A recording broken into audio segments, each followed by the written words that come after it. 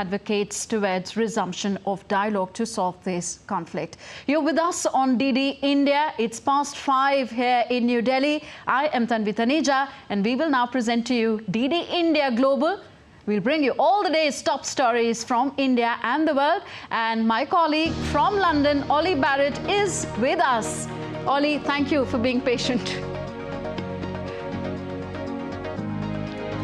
Good afternoon, Tanvi. It's just gone 12:30 here in the UK and a little past 1:30 across Central Europe. Coming up in the next 25 minutes or so, we will go live to DD India's correspondent in Tel Aviv, and we'll get updates on varying international responses to the crisis. First, the headlines.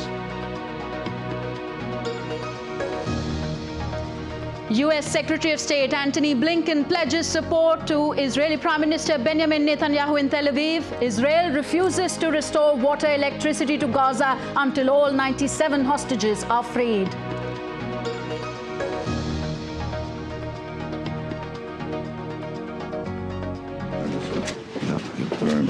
We're here. We're not going anywhere. NATO chief expects Israel to respond proportionately to Hamas's attack with minimum civilian deaths. India launches Operation Ajay to bring back 18,000 Indians stuck in war-torn Israel. And India set to host 141st International Olympic Committee meeting in Mumbai after 40 years. IOC president says Olympic spirit in India is growing.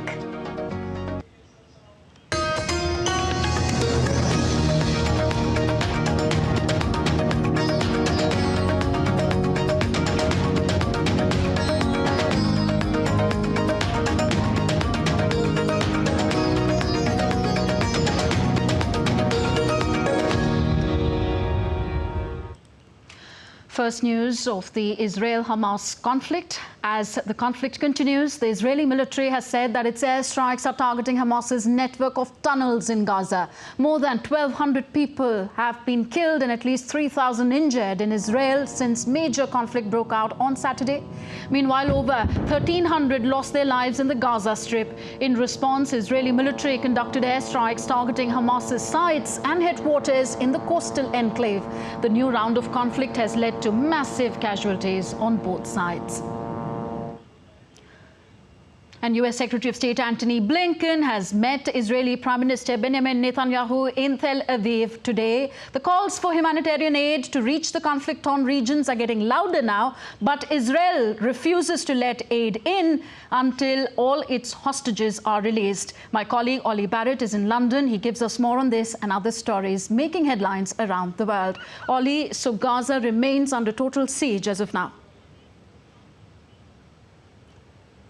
It does, Tanvi, and Israel says it will stay that way, as you say, until all hostages taken by Hamas are freed. Israel has identified at least 97 people who've been taken into Gaza as hostages, and we can get more on this from DD India's Ross Cullen, who joins me live now from Tel Aviv.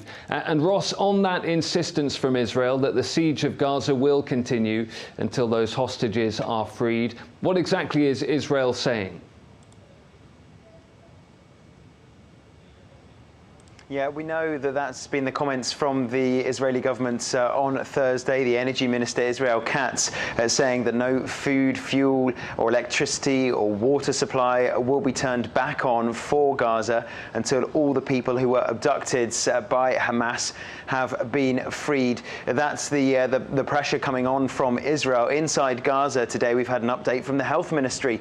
At least 1,300 people have now been killed since Israel began its airstrikes after the initial killings and abductions by Hamas on Saturday. At least 6,400 people have been injured in those airstrikes as well. And the International Committee of the Red Cross and Red Crescent has said that hospitals could potentially turn into morgues if there is no fuel to power the health service system inside Gaza. So the real pressure now coming on the infrastructure inside Gaza as a result of the siege by Israel. But Israel is saying that they're the actions it feels is necessary after the more than 1,000 people lost their lives in the Hamas attacks. We have also had comments from NATO saying that while it supports Israel's right to defend itself, any actions it carries out must be proportionate.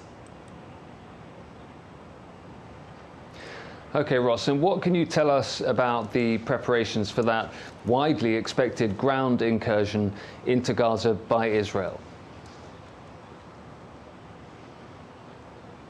Yeah, it certainly is widely expected, all but signed off by the Defence Minister, Yoav Gallant, given every signal that that is something that is going to be taking place in the coming days. They would feel, potentially, the government, that if they are going to satisfy their ambitions to, quote, crush and destroy Hamas, then they may feel the only option is an incursion inside Gaza. Certainly tens of thousands of troops massing in the Gaza border region in southern Israel in the likely preparation for that incursion into the Palestinian territory. In terms of the support for Israel, the US Secretary of State Antony Blinken is here on the ground at the moment and has told the Prime Minister Benjamin Netanyahu that we are here, we are not going anywhere in terms of the support from Washington for Israel. We know there have already been the provision of interceptor missiles, and the aircraft carrier Gerald Ford is on its way to here in the eastern Mediterranean. So we have Antony Blinken here already speaking to the government, which will be focused now, that national unity government, on its strategy of the war cabinet. All other government business put to one side as they focus on their best way to try to achieve their strategic aims to respond to Hamas after the attacks on Saturday. Ollie. OK, Ross, thank you for that. That is DD India's Ross Cullen, live reporting from Tel Aviv.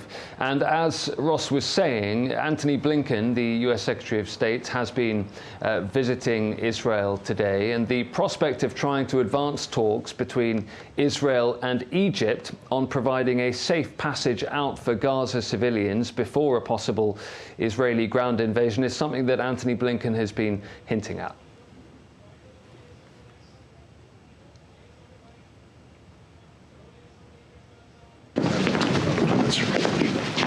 See you. Sorry it's under these circumstances. But thank you for your tremendous support. Very much. We're here. We're not going anywhere.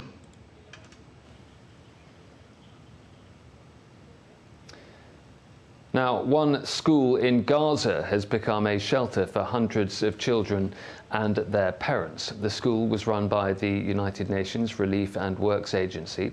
Young teenagers living there have described it as unpleasant. At least 1,200 people have been killed and thousands more injured in Gaza so far. When I first wake up, I go to wash my face, but there's no water. Even to shower, there is no water. We go from bathroom to bathroom to find water. It's really not nice to live here. Maybe it would be better to be home.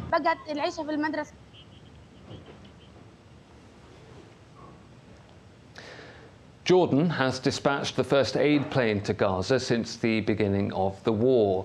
The military plane is carrying essential medical supplies for the growing number of Palestinians injured in the conflict so far. In coordination with Egyptian authorities, the relief plane will land in Egypt before making its way to the Gaza Strip through the Rafah border.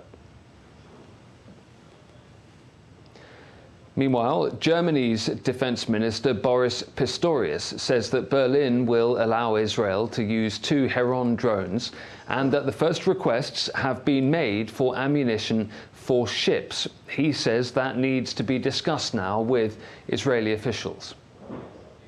The German army has received its first concrete request for support from Israel. It concerns 2 of 5 Heron drones. We will also support the Foreign Ministry's crisis team with personnel for consular activities at the airport, for medical services and other things. And Israel itself had asked for extensive medical supplies. We will take care of that very quickly. We stand by Israel and hope very much that there will be no further escalation.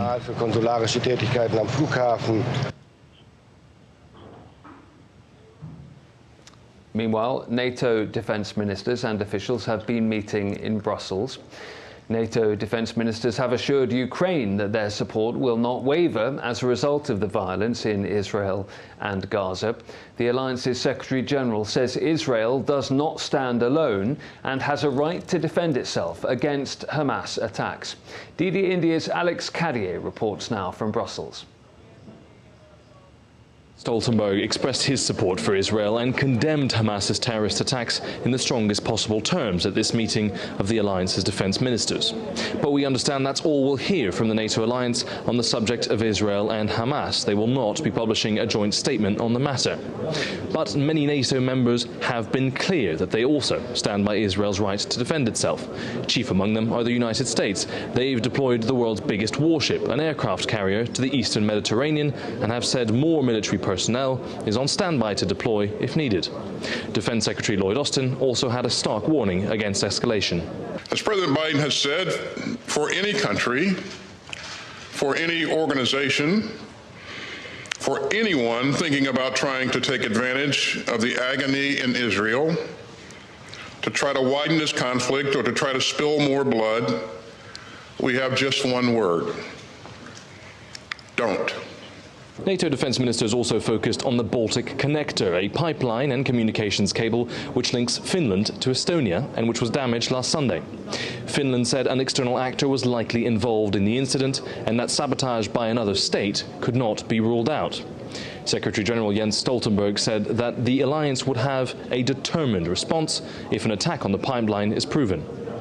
Above all, the NATO boss and the alliance's defence ministers also made clear that turbulent events around the world would not distract from their key focus, supporting Ukraine against Russia's invasion. Alex Cadier in Brussels reporting for DD India. OK, that's it from me here in London for now. Tanvi, back to you in the studio. Thank you, Ollie. Ollie Barrett joining us from London. Now, in view of the ongoing developments in Israel and Palestine, a 24-hour control room has been set up in the Ministry of External Affairs to monitor the situation and provide information and assistance. The contact details of the control room are on your screens right now.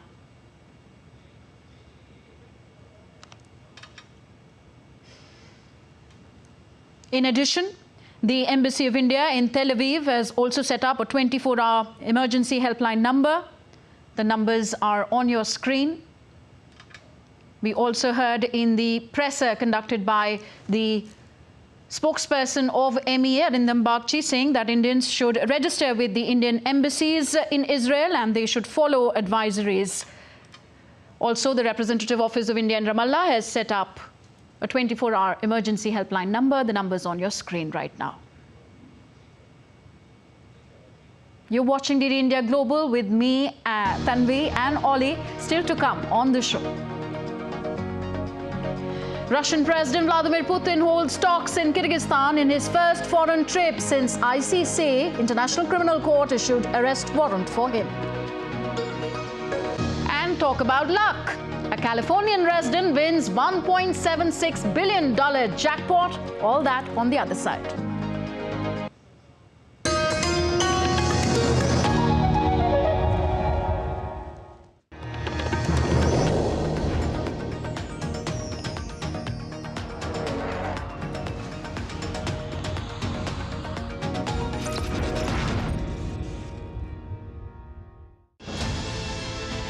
Ninth Parliamentary Speaker Summit, which is also called as P20.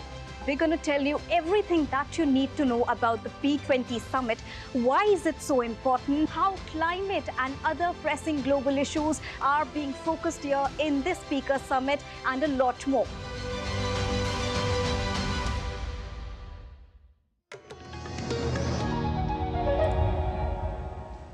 Welcome back. You're watching DD India Global. I am Tanvi Taneja. Russia has launched a drone attack on Ukraine's Danube port's infrastructure, damaging the vital export route in southern region Odessa. The attack caused damage to nearby residential buildings. Russia has stepped up attacks on port infrastructure since mid-July when it quit a UN brokered deal that allowed safe passage of Ukrainian grain shipments via the Black Sea. Russian President Vladimir Putin, who is on an official two-day visit to Kyrgyzstan, held talks with Kyrgyz President Sadir Japarov. During the meeting, Putin said that Moscow will extend its defense cooperation with Kyrgyzstan. Putin is on his first known trip abroad since the International Criminal Court issued a warrant for his arrest. Putin will also take part in Commonwealth of Independent States CIS summit on Friday. DD India's Megumi Lim has more on the story. There is an understanding that President Putin has really isolated himself as a result of launching this full-scale invasion against Ukraine. And as you mentioned, he is indeed in Kyrgyzstan. But again, as you said, this is his first trip abroad since the ICC issued an arrest warrant against him. And we have been seeing Putin, turn to countries like North Korea and Iran for help in this war. And it really speaks to, as many people have said, analysts have also said, that it speaks to his desperation and isolation that he is facing because of this war, that he has to turn to countries like North Korea. And in comparison, we have been seeing the level of diplomacy that President Zelensky has been carrying out in recent weeks and days. Kyiv just hosted a NATO foreign ministers meeting here last week, and he was just recently in Romania and yesterday in Brussels at the NATO headquarters. And we are seeing a stronger and stronger alliance with Ukraine and EU countries and also NATO member nations. So it's just no comparison, the kind of support that Ukraine has been receiving from countries, and compared to that with Putin going to countries like Kyrgyzstan, which is again his first trip abroad. But the kind of concerns that we are hearing on the ground in Kyiv is more about the ongoing support, even though I did mention that we are seeing, in general, ongoing support from Western allies. People here are still concerned that aid from Western countries could dry up, especially from the United States. From Bishkek back to New Delhi, the opening ceremony of the 8th BRICS International Competition Conference was held in New Delhi today. The conference aims to discuss various emerging issues and challenges in competition enforcement in BRICS countries and take forward the agenda of cooperation amongst the BRICS competition authorities. While speaking to DD India, Competition Commission of India Chairperson Ravneet Kaur said that India is one of the key members in the Competition Law Committee. She also said that a special session is being held on how sustainability could be brought into the framework. India is one of the key members in the competition law community. So we are sharing our experiences and learning from the other BRICS countries. We are also looking at cooperation among ourselves and how we can enhance it further in terms of doing market studies together, learning about the systems and processes in various countries. We are having a specific session on that, and how can we bring sustainability into the framework as well. There are some countries which have already started work on this, like I've learned that Japan has specific green guidelines they have issued. So we are also looking at how do we integrate it into our competition law framework. And now let's take a look at other stories making news around the world. Ecuador's presidential candidates Daniel Noboa and Luisa Gonzalez wrapped up their election campaigns on Wednesday. Both the candidates held various campaigns in a bid to earn indecisive votes for the razor-thin disputed runoff election on Sunday. United Auto Workers shut down Ford's biggest plant globally, halting production of lucrative pickup trucks. Around 8,700 union members at Ford's Kentucky truck plant went on strike after the U.S. automaker refused to move further in contract bargaining. A Californian Powerball player has won the second-largest Powerball jackpot in the U.S. The lucky player won an estimated jackpot of $1.76 billion. Since July the 19th, there hasn't been a grand prize winner of the jackpot draw, making Wednesday's jackpot the second-largest prize money in Powerball's history. And NASA has revealed the very first glimpse of samples taken from the asteroid Bennu. Samples, they believe, could provide new information into the formation of not just our solar system or planet, but the origins of life on Earth. At an estimated 250 grams, it's the largest asteroid sample ever collected in space, and it contains two of the essential building blocks for life. DD India's Tony Waterman has more. We now know what this asteroid looks like. The sample resembles a dark, powdery dust with small rock-like particles. And NASA says that early analysis is showing that the material is rich in carbon, about 5% by weight. Those are the water-bearing clay minerals, and they have this fibrous kind of structure. We call this serpentine because they look like serpents or snakes inside the sample. And they have water locked inside their crystal structure. And I want to stop and think about what that means. That water, that is how we think water got to the Earth. The research, though, is still in the very, very early stages. The asteroid sample has been on Earth for less than 3 weeks now, parachuting down in the Utah desert last month after a 7-year, 6 billion kilometer journey. NASA hasn't even pulled the lid off the actual sample yet. Scientists at the Johnson Space Center have only been analyzing the dust around it, but they're hoping that this sample will offer new insights into the origins of our solar system and life here on Earth for decades to come. At least 70% of the sample is going to be stored for future research, and part of the remainder will be broken down into smaller parcels and distributed to more than 200 scientists around the world for analysis. But studying asteroids looks to be the next frontier in space exploration. NASA is planning to shoot off another spacecraft as soon as Thursday, this one bound for the giant metal-rich asteroid Psyche, which is orbiting between Mars and Jupiter. If all goes according to plan, the spacecraft will reach the asteroid in 2029, taking the very first photos of the rock, which scientists believe is comprised of iron and nickel, much like Earth's core, as the search to understand how all of this came into existence continues. Tony Waterman in Austin, Texas, reporting for DD India. Now, after successful hosting of G20 members summit in New Delhi, now India is set to host the 141st International Olympic Committee meeting, IOC meeting in Mumbai. Ahead of the much-awaited session, the IOC is currently holding the Executive Board meeting in Mumbai, whose agenda focuses on the summer and winter international sports federations and national Olympic committees. The 141st IOC session will be held from 15th to 17th of October in Mumbai, with the opening ceremony to be held on the 14th. This is an important moment for India, as it will offer the country an opportunity to showcase its preparedness to host major global sporting events like the Olympics. On the sidelines of the IOC Executive Board meeting in Mumbai, IOC President said that the Olympic spirit in India is growing. And thousands of fans gathered to catch a peek of Taylor Swift as she stepped out for the world premiere of her concert film.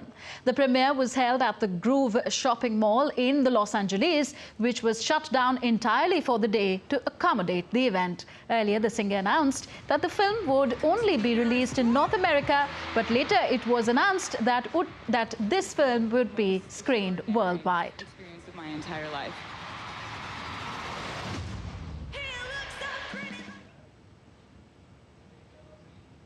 So that's all in this edition of DD India Global. Tune in to another edition of the show at 7:30 p.m. Indian Standard Time. Do let us know your thoughts on the news of the day. Connect with us on Facebook, X, formerly Twitter, and Instagram at DD India Live. We will be back with more news as it breaks here on DD India. I'm Tanvi Taneja from my entire team in New Delhi. Thanks for watching. Namaskar.